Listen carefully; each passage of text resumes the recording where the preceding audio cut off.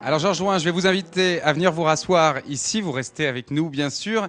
Et en règle générale, celui que je vais appeler maintenant contrôle les discours du président avant qu'il les fasse. Eh bien, cette fois-ci, ça ne va pas être le cas. Jean-Paul Berbèze, qui est l'ancien président de la commission économique du GPS et qui est le conseiller personnel du président et qui est, bien entendu, vous le savez, le chef économiste Crédit Agricole SA, va commenter cette performance. J'ai bien aimé quand vous avez commencé ancien. Effectivement, j'ai vu que tout commençait en 49, ce qui est effectivement l'idée que j'ai. Effectivement, ce qu'a dit Georges Drouin, ou le président Drouin, me paraît extrêmement important, tout simplement parce que c'est notre sortie de crise. On peut toujours dire nous avons des déficits budgétaires, ça c'est vrai depuis une trentaine d'années.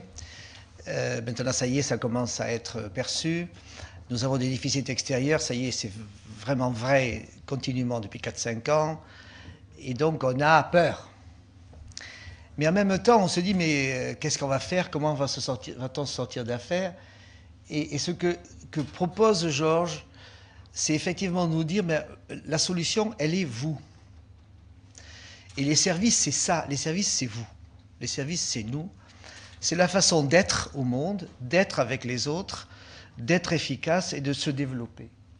Et je pense que c'est plus difficile à calculer que des choses, des volumes, des poids, des mesures, divisées par des temps pour avoir des productivités. C'est de dire, vous avez votre solution. Et tout à l'heure, quand Georges disait ne pas subir, c'est fondamentalement ça, servir. C'est-à-dire montrer qu'en tant que personne, on a des solutions, on aide les gens, on s'aide soi-même et on aide, entre autres, le pays dans lequel on est. Mais ça n'est pas évident, justement parce que la métrique ne nous aide pas et parce que l'on a derrière nous, au fond, l'évidence du poids, l'évidence des choses, l'évidence des quantifications, et qu'effectivement, c'est plus aisé de flatter l'arrière des vaches que de flatter des services, puisque c'est inflattable. Deuxième élément, donc profondément, les services, c'est nous. Et je pense qu'on voyait bien la difficulté que nous avons à expliquer pour convaincre.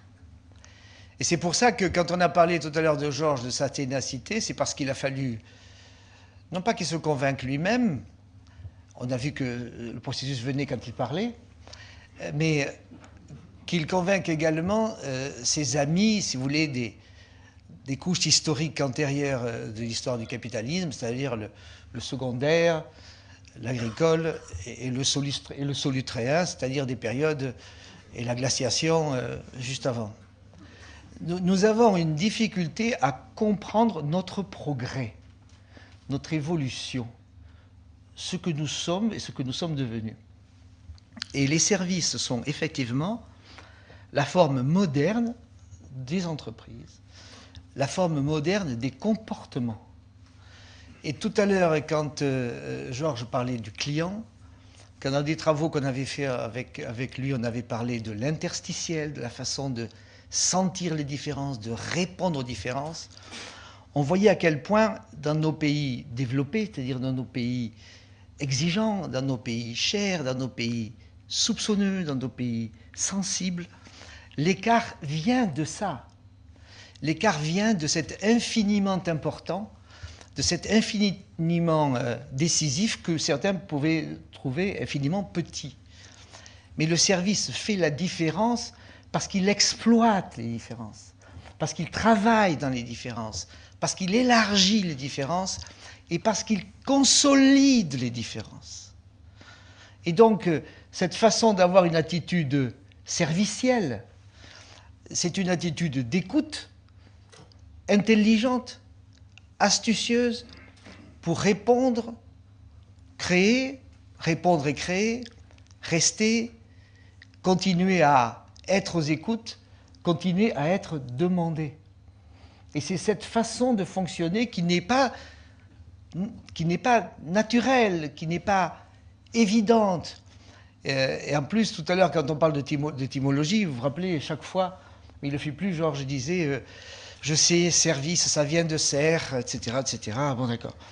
C'est vraiment, pouf, hein, c'est vraiment pénible cette façon de trouver qu'on avance en regardant toujours d'où viennent les mots. Les mots viennent d'un endroit, justement, dont il faut s'affranchir. Et tout ce qui a montré dans son grand panorama, Georges, c'est le grand effort que l'on a fait dans ces économies et que l'on n'est pas par hasard une des grandes économies du monde.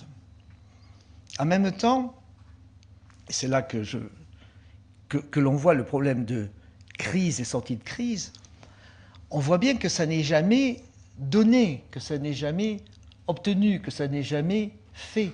Le service ne se stocke pas. Le service est de la permanence, le service est de la vigilance, le service est de l'attention.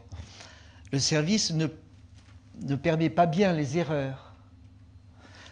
Partout, en permanence. Que vous soyez dans la finance, que vous soyez dans d'autres activités, parce que vous êtes infiniment sensible au respect que l'on va avoir de vous.